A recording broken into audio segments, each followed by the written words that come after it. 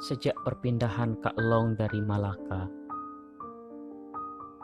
emak selalu saja gusar. Perasaan seorang ibu terhadap anak kandungnya yang seorang itu terlalu mendalam. Makankah dia? Sehatkah dia? Dia tengah buat apa di sana? Semua persoalan itu berlegar-legar di dalam kepala. Tambahan pula, Kak Long seorang perempuan, berpendidikan tinggi pula. Bukan setakat diploma, tetapi sudah melonjak ke taraf doktor falsafah. Bukan calang-calang anak, bukan juga calang-calang seorang wanita.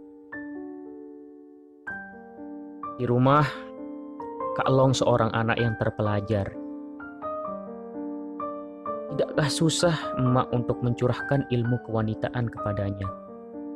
Dari memasak, membasuh, menjahit, juga segala urusan rumah tangga sempurna dikerjakannya.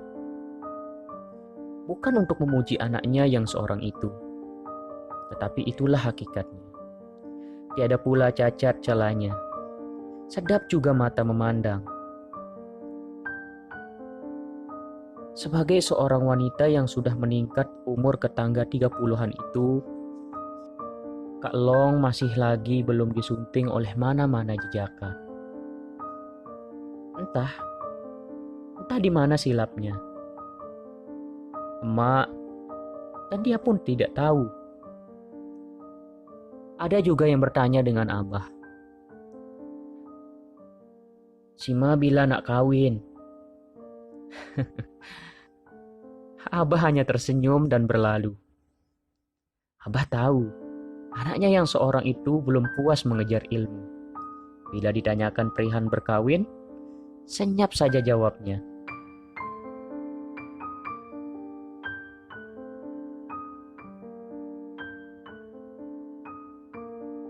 Emak pening-pening lalat sejak belakangan ini. Darah tingginya naik lagi. Ya, umurnya yang menjangkau 60-an itu tidak mampu untuk menolak sebarang penyakit yang datang. Jujurlah, emak hanya diserang darah tinggi. Tiada pula penyakit kencing manis dan sakit jantung yang selalu dihadapi oleh rekan-rekan sebayanya. Kalut, resah, dan tidak lena tidur. Itulah yang emak rasa. Emak mengambil air kelapa dan diperah bersama limau nipis untuk menawarkan pening di kepalanya itu. Perasaannya yang berceduru itu diganggu pula dengan perasaan Abah yang menyinga kemarahannya. Sudah hampir setengah jam, Abah bercakap tanpa henti. Abah tidak pernah membebel sebelumnya, tapi hari ini lain benar. Aku hanya diam dan terpaku. Tidak tahu apa yang harus aku perbuat. Selama ini Kak Long yang baik, Kak Long yang sempurna dan segala-galanya hanya tentang Kak Long. Tetapi pada hari ini lain benar. Kak Long seolah-olah seorang pesalah yang tiada lagi boleh dimaafkan. Ya, Kak Long sudah menconteng arang di muka emak dan abah.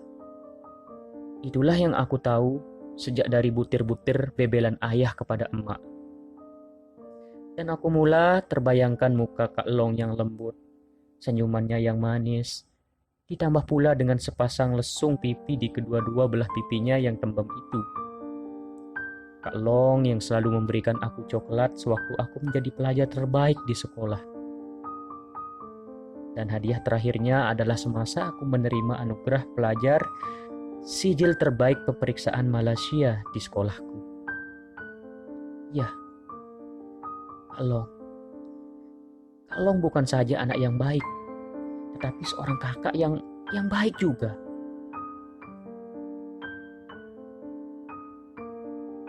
Emak mula menangis. Aku coba untuk membujuk emak setelah Abah mulai mendiamkan diri. Terlintas di dalam hatiku, mengapa Kak Long sanggup berkelakuan seperti itu? Tidakkah dia berpikir tentang emak, tentang Abah, dan tentang aku yang masih belajar? Emak malu, Abah juga semakin malu.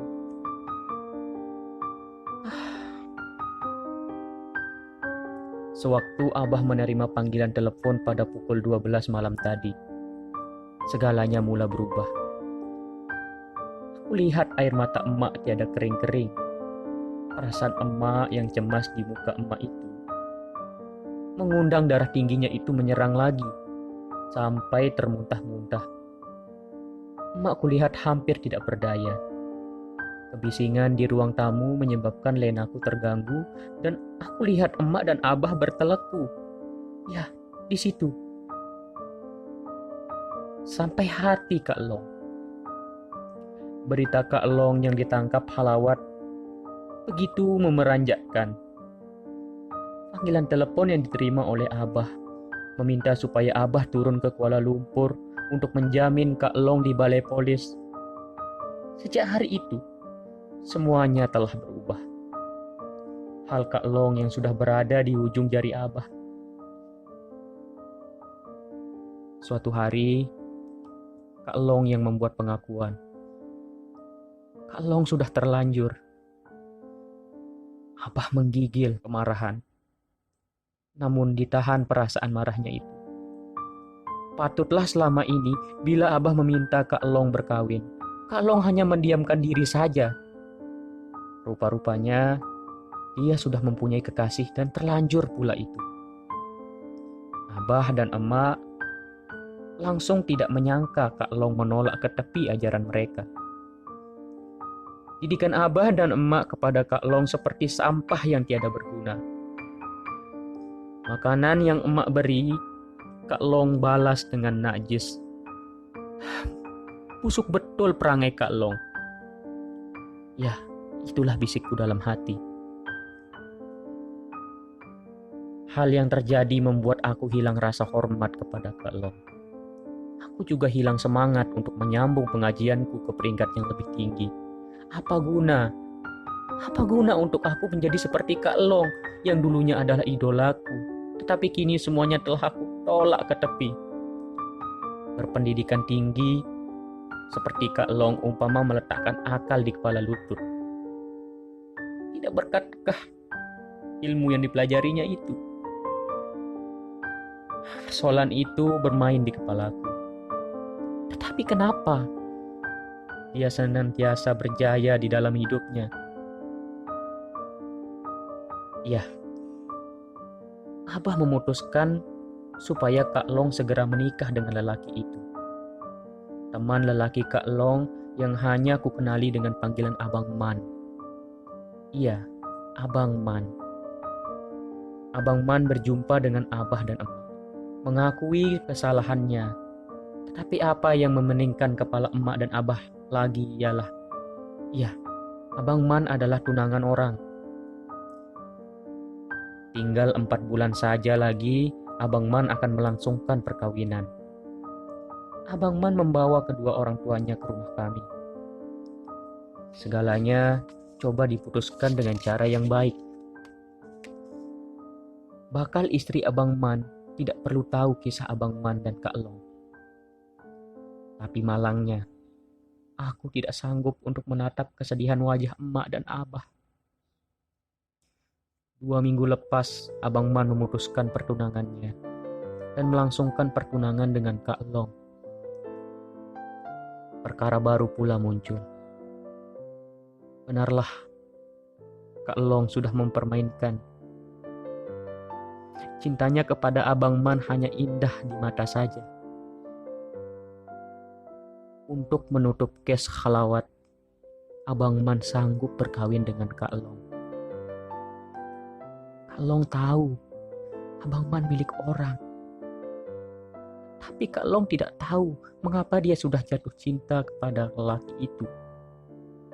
Dia tidak peduli dengan perasaan tunangan Abang Man. Apa yang dia tahu mesti selalu dengan Abang Man.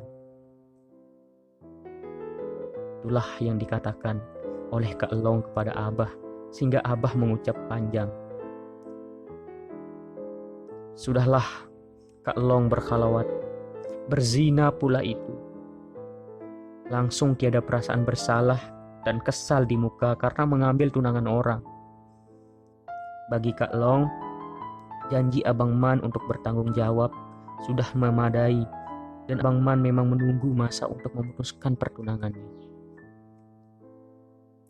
Sehinggalah berita bekas tunangan Abang Man sampai kepada telinga Kak Long.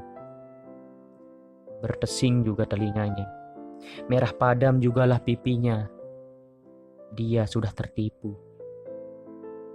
Pengakuan Kak Lin, bekas tunangan Abang Man kepada Abah dan Emak menyebabkan Kak Long betul-betul terasa terpukul. Abang Man sudah terlanjur dengan Kak Lin. Dan sekarang Kak Lin baru menunjukkan muka cuak. Reaksi yang berbeza. Perasaan bersalah kepada Emak dan Abah mula menebal. Perasaan itu hanya seketika apabila Abang Man tidak mengaku perbuatan terhadap Kak Lin.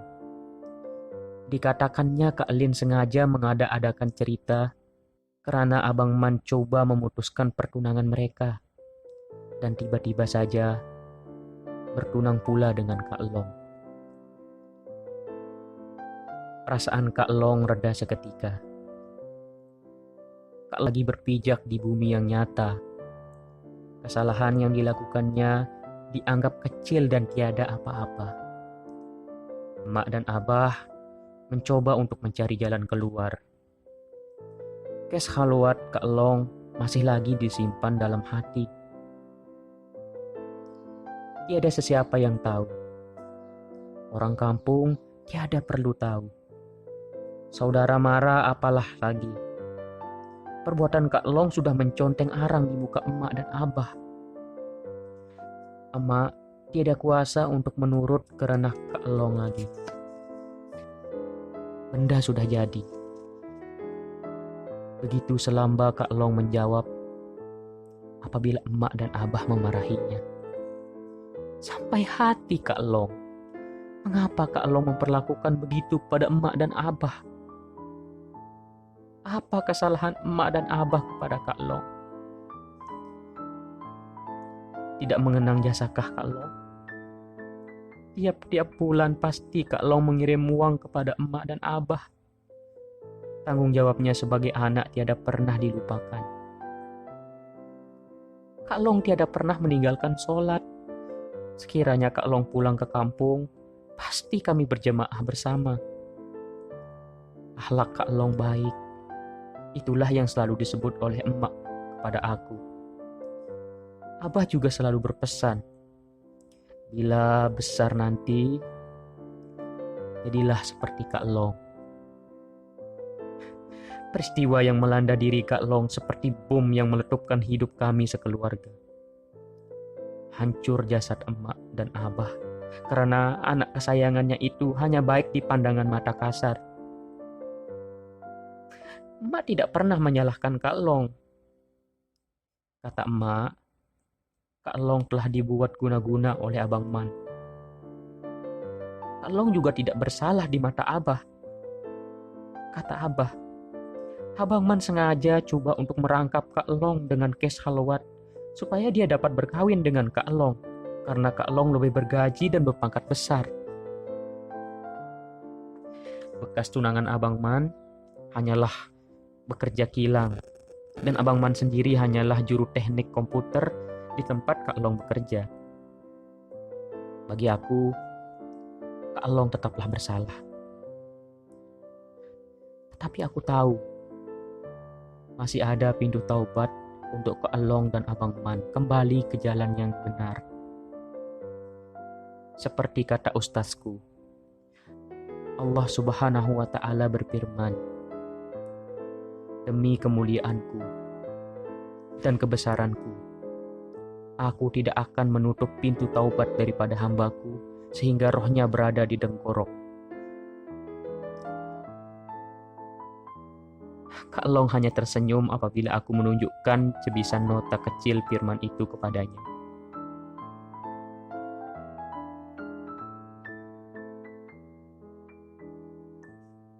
Sewaktu Kak Long berehat di dalam bilik dan aku berada di ruang tamu rumah, kelihatannya 3 biji kereta menyusur masuk ke halaman rumah. Sungguh tidak disangka, Kak Lin datang.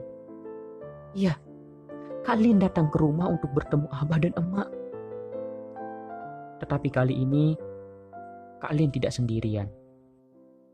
Kak Lin datang bersama kedua orang tuanya. Orang tua Abah Man dan Abang Man sendiri. Kali ini, pengakuan demi pengakuan sudah jelas di depan mata. Kak Long terpaksa dimadukan dan bakal menantu Abah adalah suami orang.